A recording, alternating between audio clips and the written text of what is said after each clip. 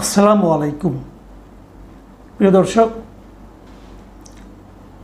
আপনারা জানেন যে এশিয়ার একজন খুব বড় নেতা, রাজনৈতিক নেতা, খুবই আলোচিত এবং সফল হিসাবে পরিচিত। তিনি হচ্ছেন মালয়েশিয়ার সাবেক প্রধানমন্ত্রী ডক্টর মাহাথির মোহাম্মদ। ওনার অনেক বয়স হয়েছে, মাসখানেক পরে তার 100 বছর পূর্ণ হবে। এই বয়সেও উনি যথেষ্ট সুস্থ আছেন। সুস্থ আছেন মানে এখনও কাজ করেন। এবং ওনাকে জিজ্ঞাসা করা হয়েছিল যে আপনি এই সুস্থতা কিভাবে মেনটেন করেন। উনি বলেন যে আমি সবসময় কাজের মধ্যে থাকি এবং ওনার প্রত্যেকটা মানুষের তো অনেকগুলো অঙ্গ প্রত্যঙ্গ থাকে, অনেকগুলো চিন্তা থাকে, মানুষের ব্রেন থাকে।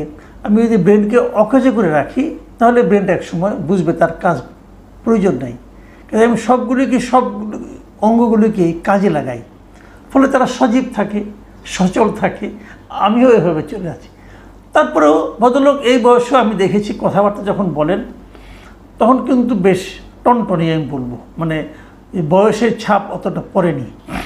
আমরা বোধহয় ওনার সঙ্গে আমাদের বর্তমান প্রধান উপদেষ্টা ডক্টর মোহাম্মদ ইউনূসকেও তুলনা করতে পারি। এই কারণে ইউনূস সাহেবের অনেক বয়স হয়েছে, কিন্তু উনি কিন্তু দীর্ঘ অনেক বছর ধরে দেখবেন আপনি মানে অবসরে কখনোই ছিলেন না।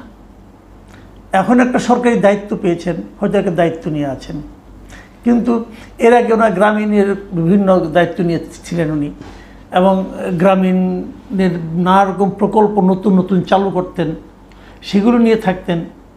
আবার সরকারের সঙ্গে লড়াই করতেন, মানে সরকার ওনাকে নানাভাবে অপদস্থ করার জন্য হেনস্থা করার চেষ্টা করতো হাসিনা সরকার। তারপরে উনি ফাইটও করেছেন, কিন্তু কখনো কিন্তু উনি ঝিমিয়ে পড়েননি, থেমে যাননি। যে কারণে ওনাকেও আমার কাছে ওনার বয়সের তুলনায় অনেক সচল মনে হয় এবং ভালো। এটা আমাদের জন্য খুব ইতিবাচক একটা বিষয়। কিছুদিন আগে ডক্টর ইউনূস যখন জাপান গিয়েছিলেন, সেখানে কিন্তু মাহাথির মোহাম্মদের সঙ্গে ওনার দেখা হয়েছিল এবং সেখানেও ডক্টর ইউনূসের সঙ্গে মাহাথির মোহাম্মদ বেশ সময় নিয়ে আলাপ করেছেন।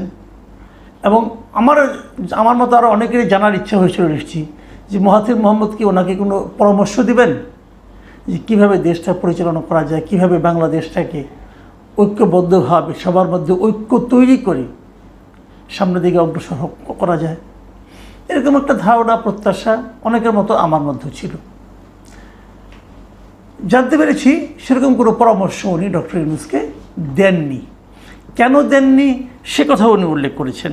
তিনি বলেছেন যে আসলে এটা দেওয়ার ক্ষমতাই আমার নাই।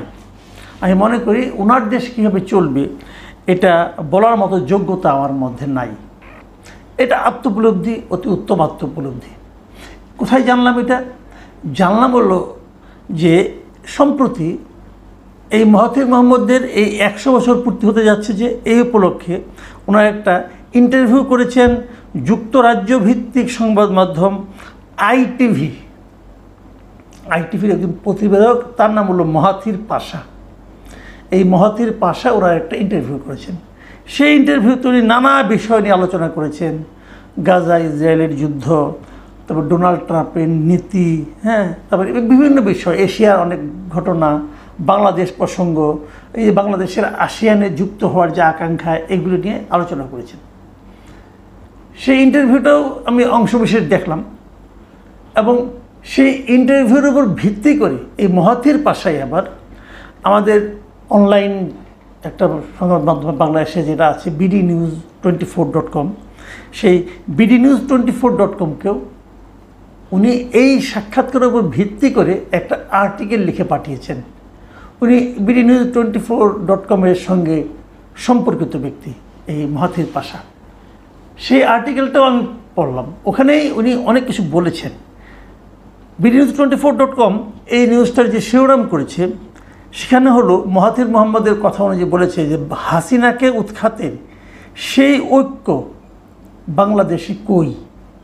মানে মাহাথির মোহাম্মদ একটু হতাশ হয়েছেন যে সবাই ঐক্যবদ্ধভাবে হাসিনাকে তাড়ানো দেশের সব রাজনৈতিক দল, সাধারণ মানুষ। তারপর সে ঐক্যটা টিকলো না কেন? এখন সবাই যার যার দিকে আল্লাহ আল্লাহ কথা বলছে কেন? এখনও কেন তারা ঐক্যবদ্ধভাবে ঠিক করতে পারছে না যে তারা কী ধরনের সরকার চায়। উনি কেবল এই প্রশ্নটাই করেছেন, উনি কোনো উত্তর দেননি। উনি কি বলেছেন সেটা আমি আপনাদেরকে একটু ওই বিডি নিউজ থেকে পড়ে শোনাচ্ছি। উনি দারিদ্র্য বিমোচনে প্রধান উপদেষ্টা মোহাম্মদ ইউনূসের কাজের প্রশংসা করলেও বাংলাদেশের বর্তমান রাজনৈতিক উত্তরণ পর্ব নিয়ে খুব বেশি আশাবাদী হতে পারছেন না। মানে যে উত্তরণ পর্বটা, সামনের দিকে এগিয়ে যাওয়ার, এই যে রাজনৈতিক একটা অচল অবস্থা এখন আছে, সেখান থেকে বেরিয়ে আসার জন্য কি করণীয়, সেই ব্যাপারে উনি খুব একটা আশাবাদী হতে পারছেন না। উনি ডক্টর ইউনূসের দারিদ্র্য বিমোচন কর্মসূচির প্রশংসা করেছেন। মানে দারিদ্র্য বিমোচন কর্মসূচিতে ডক্টর ইউনূস সফল, কিন্তু রাজনৈতিক অচলাবস্থা নিরসনে পুরো দেশকে অথবা রাজনৈতিক অঙ্গনকে অথবা দেশের মানে জাতিকে যে একটা নতুন লক্ষ্যের দিকে উত্তরণ করা হবে, সেই ক্ষেত্রে ডক্টর ইউনূসের সাফল্য নিয়ে উনি সন্দিহান।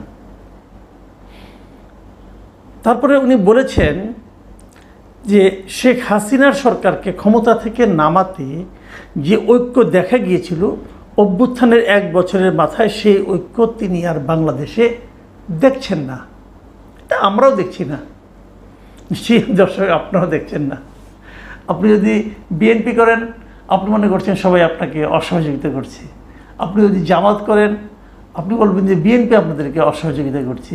আপনি যদি এনসিপি করেন, এনসিপি বলবে সবাই তাদেরকে অসহযোগিতা করছে, তারা একা ফাইট করছে। তো অনৈক্য তো রয়েই গেছে। সাধারণ মানুষ কি ভাবছে যে আমরা যা চেয়েছিলাম তা কেন পাচ্ছি না, আমরা যা চেয়েছিলাম তা কেন আমরা ডক্টর ইউনূসের মধ্যেও পাচ্ছি না, এই প্রশ্ন কিন্তু আসছে। দায়ী করবেন কাকে?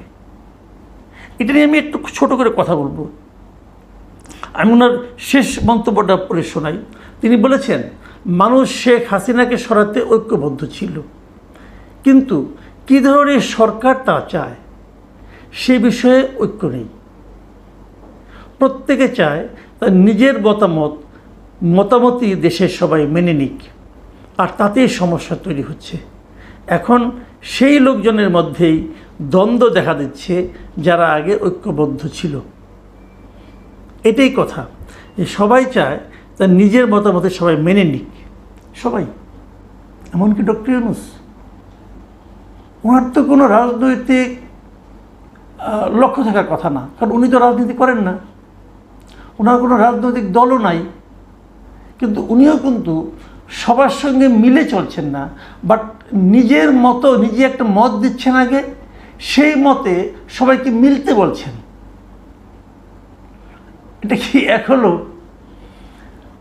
আপনার দায়িত্ব হলো সকল রাজনৈতিক যত ভিন্ন মত আছে, রাজনৈতিক ভিন্ন মত যত আছে, সবার সঙ্গে বসে মিলে একটা জায়গায় এনে দাঁড় করানো, বলা যায় আপনি কি চান, আপনি কি চান, আপনি কি চান, আসেন আমরা মাঝামাঝি একটা পর্যায়ে আসি। উনি তা করছেন না। সবাই যা চাচ্ছেন তার বিপরীতে যে নিজে একটা মত দিচ্ছেন, দিয়ে বলছেন সবাই এটা মানুক। তো এটা কিন্তু ঐক্য প্রতিষ্ঠার কোনো সায়েন্টিফিক পদ্ধতি নয়।